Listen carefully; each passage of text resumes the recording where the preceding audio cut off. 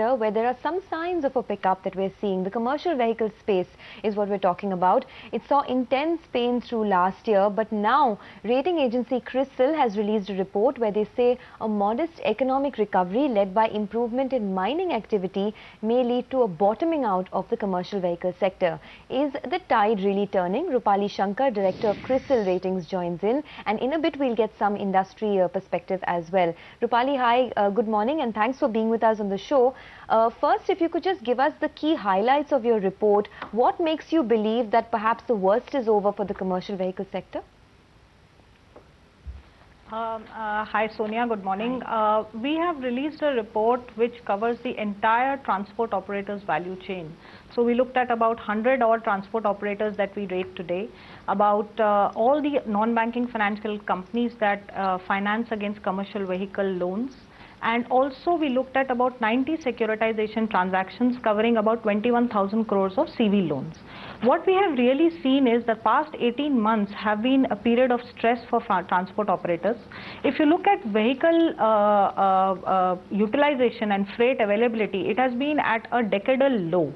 We are expecting a moderate recovery in 2014-15, but back-ended towards the second half of the year, primarily because what we are looking at is a lowering of policy bottlenecks over a period of time slowly, and manufacturing sector capacity utilizations to start improving, which would result in little growth in freight availability. While it will not go back to 2011-12 levels, we are going to see a moderate recovery. Now, coming to CV financiers, what we have really seen is a very sharp increase in delinquencies, almost 1.7 times between March 13 and March 14. So if you look at gross NPS, those levels have actually increased to about 4.6% as of March 14. And consequently, the profitability of these CV financiers, which is NBFCs, has actually been impacted. So return on managed assets has actually fallen by about 40 pips to roughly 1.8%.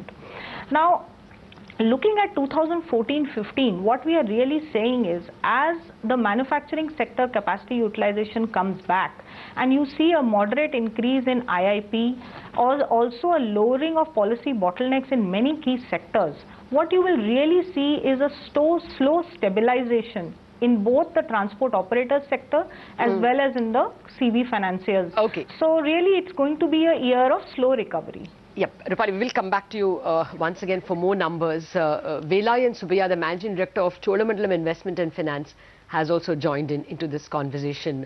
Vellayan, what is the experience you have on the ground?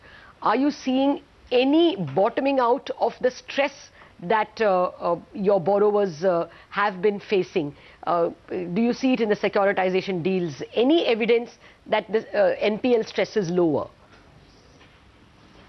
Yeah, so I'd say the only thing that we're seeing is that we are seeing flattening out in terms of behavior, in terms of performance of the loans, but that's not showing any signs of improvement, right? So I'd say it's flattening out at levels that were far worse than they were, last year. And since April 2013, for every month it's gotten worse. So basically, we're not seeing any improvement at this stage. But we are seeing flattening out for the last couple of months, but I think it's still too early to tell whether that flattening out is going to sustain or whether it's going to get worse again. Okay. So Vellayan, if you are seeing only flattening out at this point, when do you expect to see improvement? I mean, will it take place in the first half of FY15, or do you think it could take some more time? Because as Rupali was also pointing out, we are seeing improvement in the mining activity, which forms a big chunk of some of these South Indian based players like Ashok Leyland, etc. Right. So I'd say it's tough to predict exactly when the recovery will come back. If I were to look at it, part of what's happening right now is that everybody's stopped economic activity until the elections. Everybody wants to see what's going to come out of the elections. And I would say that whatever the outcome of the elections, everybody's expecting a pickup post-elections. And that's not really because of the elections as an event. It's just because people have stopped doing anything to try and wait to see what the elections is going to produce. So I would definitely say post-elections we will see some recovery, especially on the economic activity side. The mining activity is more driven by policy, so we have to see where that comes out, Yeah, where the Vellayan, new government... Vellayan, isn't that improving? I mean, at least one is not seeing incremental mining bans, in fact, a little bit of C category, B category mines are actually getting opened up. Is there any improved absorption of vehicles by the mining sector in Karnataka or Goa or Orissa? Yeah, so we have the best stats for Orissa at this stage, and we're seeing about a 20% lift, or so kind of 20% activity coming back, But that's what I said, if we take 20% activity, is that enough? I definitely say no, but 20% of the activity has started picking up, and we're hoping that 20% will move to 40% of what we used to see as the peak, which is, the 2011-12 time frame. Okay. Do you have any idea whether truck rentals are improving at this point? Because, one of the pink papers reported that because of the rise that we're seeing in rural consumption across many states, truck rentals are slowly starting to pick up. What's the sense that you're getting? Yeah, so we've seen freight rates, begin to increase, but what you usually see is that it's actually a very long time from freight rate improvement to actual improvement in the utilization levels across the entire truck base. Because basically what happens is that when you create an oversupply situation or a supply-demand mismatch, right? It's either kind of a drop in demand or an oversupply. A combination of the two exists today. Even if you begin to see freight rates kind of inch up, it takes a long time to run out that supply-demand imbalance. And so we're estimating that it'll take at least another 6 months to run out that supply-demand imbalance. And that's when the demand for trucks starts picking up. Rupali, your note, I think, still speaks about a 30 to 40% excess capacity in the CV market. How will that impact? Will that mean that because there's excess capacity, freight rates won't go up anytime soon? What we will see is only a little bit of volume growth? Yeah, we are overall currently utilization levels amongst transport operators, if I were to look at our portfolio of 100 transport operators, is roughly at about 60 to 65% overall. Clearly, what we are going to see first, as the manufacturing sector capacity utilization improves overall and IIP growth improves, is slowly this capacity utilization will start to increase. And it's only when transporters are using their current fleet of vehicles to a larger extent and they are able to find freight, that is when they will think of the next step, which is really fleet additions, which we believe is really a little bit far out into the future, maybe fag end of FY15, maybe FY16. So clearly what we are saying is that capacities will improve first, capacity utilization. Okay.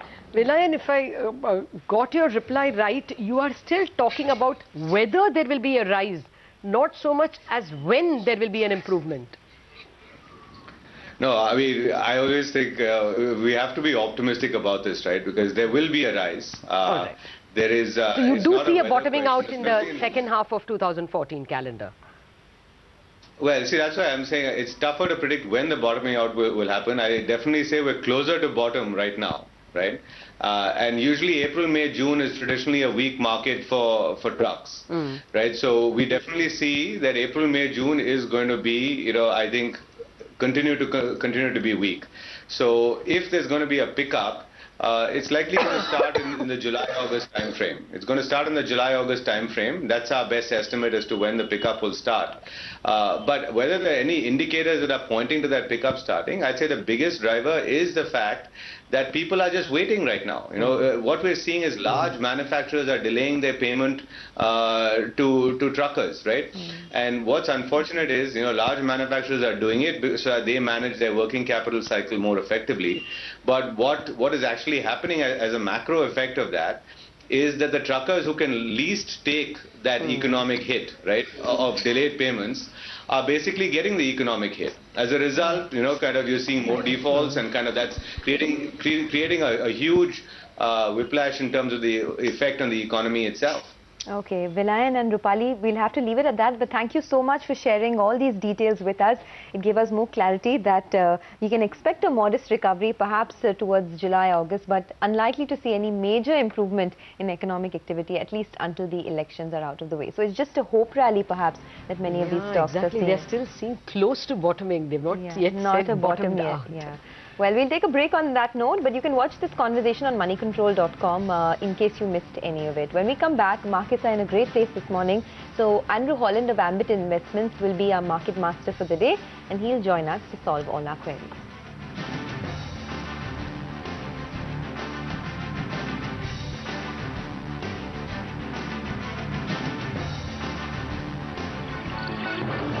MCX Stock Exchange, India's new stock exchange, presents Bazaar